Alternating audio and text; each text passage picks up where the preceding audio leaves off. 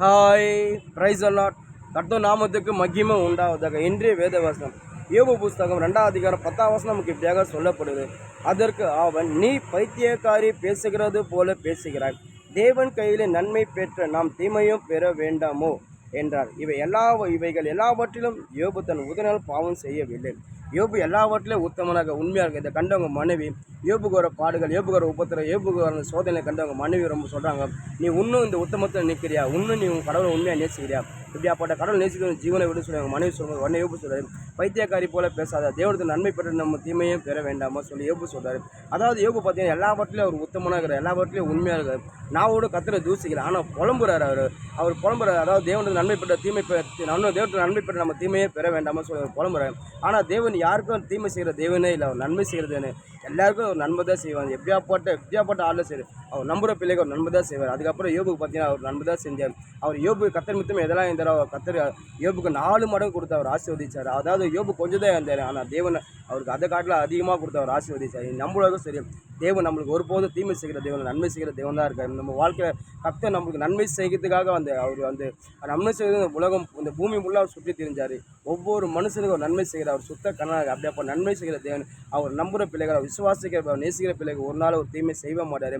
சில நேரத்தில் நம்மளுக்கு சோதனை வரும், சில நேரத்தில் பாடுகள் வரும், சில நேரத்தில் நமக்கு எல்லா உபத்திலும் வரும். நம்ம எல்லாத்தையும் நம்ம சகிக்கும் போது நம்ம கர்த்தர் நம்பிக்கையாக இருக்கணும். அதாவது நம்ம யோபு பார்த்தீங்கன்னா கத்திர தூசியில் ஆனால் புலம்புறாரு. இன்றைக்கி நம்ம வாழ்க்கையில் ஏதோ ஒன்று நடந்துச்சு, நம்ம வாழ்க்கையில் ஏதோ ஒரு கத்திர நம்ம காரியத்தில் ஏதோ ஒரு காரியம் நம்ம வாழ்க்கை நடக்கும்போது, ஏதோ நம்ம வாழ்க்கையில் ஒரு மனுஷன் கத்திர நம்ம எடுக்கும்போது சில நேரத்தில் நம்ம புலம்புறோம், ஏன் என் வாழ்க்கை நடந்தது, எதனால் கத்திர இந்த மனுஷன் எடுத்தார், எதனால் இந்த மனுஷனை என் கத்திர நடந்து பிரித்தார், எதனாலும் இந்த காரியம் என் வாழ்க்கை நடந்து, நான் கத்திர தேர்ந்தேன், கத்திர நான் உண்மையாக இருக்கேன், எல்லாத்துலையும் கரெக்டாக இருந்தேன். அப்படி இருக்கும்போது இந்த காரியம் எனக்கே நடந்துன்னு சொல்லி நம்ம புலம்புறோம். ஆனால் கத்தர் ஒரு நாள் நம்மளை கைவிட மாட்டார். சில காரியம் கத்தர் இந்த கத்தர் உங்கள் வாழ்க்கையில் கத்தர் இந்த காரியம் அனுமதிக்கிறானா அது உங்கள் நன்மைக்கு தான் இருக்கும்.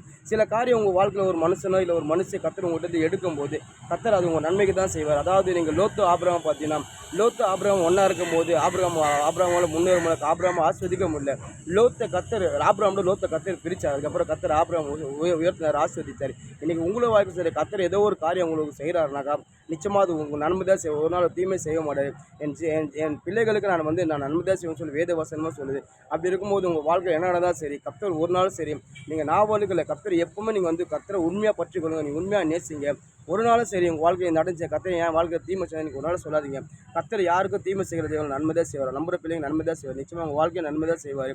அதாவது நம்ம எல்லாவற்றிலும் நம்ம கத்தரை நம்ம உறுதியாக பற்றிக்கொள்ளலாம். அப்படி பற்றிக்கும் போது நிச்சயமாக கத்தர் நம்மளை எந்த சூழ்நிலையும் நம்ம கைவிடவே மாட்டார். வேதம் சொல்லுது, அவன் இச்சன் பார்த்து நம்ம சோதிக்க போகிறான். சில இடத்துல நம்மளுக்கு இந்தமாரி கார் நடக்கும்போது நம்ம இச்சன் பண்ணி நம்ம சோதிக்கப்படுவோம். ஆனால் தேவன் யாரும் சோதிக்கிற தேவனாக இல்லை, யாருக்கும் தீமை செய்கிற தேவன், நன்மை செய்கிற தேவனாக இருக்கார். அப்படி இருக்கும்போது நம்ம வாழ்க்கை கத்தர் நிச்சயமாக நன்மை தான் செய்வார். நீங்கள் கத்தரை எந்த நாளும் சரி, எந்த நேரமும் சரி அவர் நம்புங்க, அவர் விசுவாசிங்க, நிச்சயமாக உங்கள் வாழ்க்கை அற்புதம் செய்வார். ஆமென்.